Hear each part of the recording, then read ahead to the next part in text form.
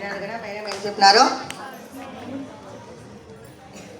ఎలాగైతే కప్ని తీసుకొచ్చి ఆల్రెడీ మనము నువ్వు కప్పు కాదు అంటే నువ్వు ఒక సింహం పిల్లవి కాదు అని ఎలాగైతే మైండ్లో వేసినామో అలాగే మనం కూడా ఇప్పుడున్న సిచ్యువేషన్స్లో మనము ఇండియన్స్ అయినప్పటికీ మనలో ఉండే ఆ ధైర్యం, మన మీద మనకుండే నమ్మకం అన్నీ మనమే కోల్పోయినాం. ఫ్రీడమ్ వచ్చింది ఊరికే రాలేదు. ఫ్రీడమ్ ఎంతోమంది తమ ప్రాణాలను అర్పిస్తే వచ్చింది. 200 సంవత్సరాలు 200 years, ద బ్లడీ 200 years మనం బానిసలుగా బ్రతికితే దాన్ని భరించలేక మంగల్ పాండే, సుభాష్ చంద్రబోస్, రాజ్గురు, అశ్వతుల్లా ఖాన్, ఝాన్సీ లక్ష్మీబాయి ఇలా ఎంతోమంది వీరులు వీరనారులు తమ రక్తాన్ని చిందించి మనకు అంటే భావి తరాలు తర్వాత వచ్చే తరాలు మాలాగా కష్టపడకూడదు, మాలాగా బానిస జీవితం బ్రతకకూడదు అని మనకు స్వాతంత్రం తెచ్చినారు. ఆ స్వాతంత్రం తెచ్చిన తర్వాతనే మొదలైంది మనలో డిస్క్రిమినేషన్. 1947 ఆగస్ట్ 15th మనకి ఇండిపెండెన్స్ డే వచ్చింది. వెంటనే ఏం చేసినాం మనం? మన దేశాన్ని ముక్కలు చేసుకున్నాం. పాకిస్తాన్, ఇండియా అని 2 భాగాలుగా విడిపోయినాం.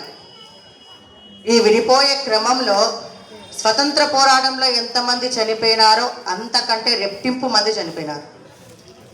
ఒకసారి లాహోర్ దగ్గర చూస్తే ఎంత ఘోరంగా ఉండిందంటే సిచ్యువేషన్ మాటలో వివరించలేము.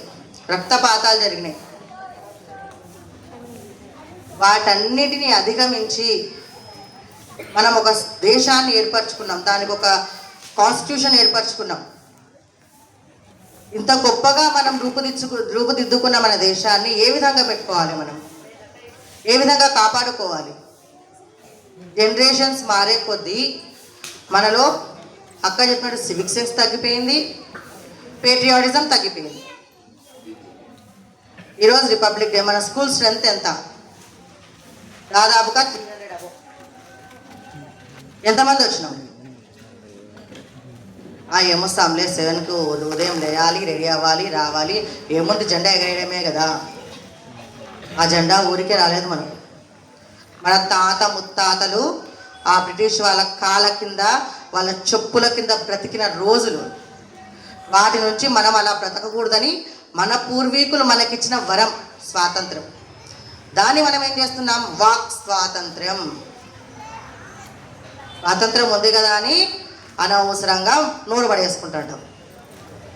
అలాగే స్వేచ్ఛా స్వాతంత్ర్యం, స్వేచ్ఛ ఇచ్చినారు, దాన్ని బాగా యూజ్ చేస్తున్నాం. దేంట్లో? యూట్యూబుల్లో, ఫేస్బుక్స్, ట్విట్టర్స్. మొన్ననే చెప్పాను నేను, నేతాజీ బర్త్డే రోజు అశ్వమిత్ సింగ్ గురించి 14 years అబ్బాయి అని చెప్పేసి. ఆ అబ్బాయిలో ఉన్న అట్లీస్ట్ 1 పాయింట్ అన్న కామన్ సెన్స్ మనకు ఉండింటే మనం ఇంకా బాగా బెటర్గా ఉండేవాళ్ళమేమో.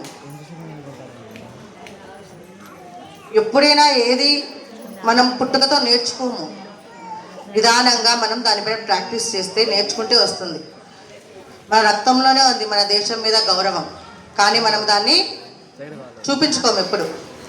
ఎనీవే, ప్రతిసారి చెప్పేదే మళ్ళీ చెప్తున్నాం, ఇప్పటికైనా మనం ఎందుకున్నాము?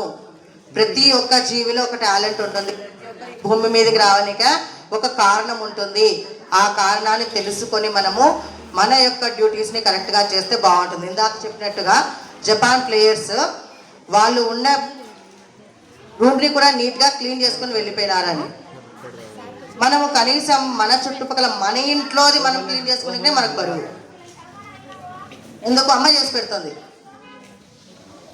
ఇంట్లో వాళ్ళు చేసి పెడతారు, నాన్న అన్నీ తీసుకొచ్చి పెడతారు. మీకు కబ్బుకి కదా అన్నీ తీసుకొచ్చి ముందరే పెట్టినట్టు ఇంట్లో మీ పేరెంట్స్ అన్నీ తీసుకొచ్చి మీకు ముందరే పెట్టేసరికి వాల్యూ తెలియకుంటుంది. ఫీజెస్ పే చేసి స్కూల్కి ఎందుకు పంపిస్తున్నారు అని లెక్క లేదు మనకి. ఇవన్నీ కొంచెం తెలుసుకొని మసులుకొని ఇప్పటి నుంచి మనము మన యొక్క డ్యూటీస్ని కరెక్ట్గా చేస్తే మన దేశంలో మనకు అంటూ ఒక చరిత్ర సృష్టించుకోగలుగుతాం. Thank you.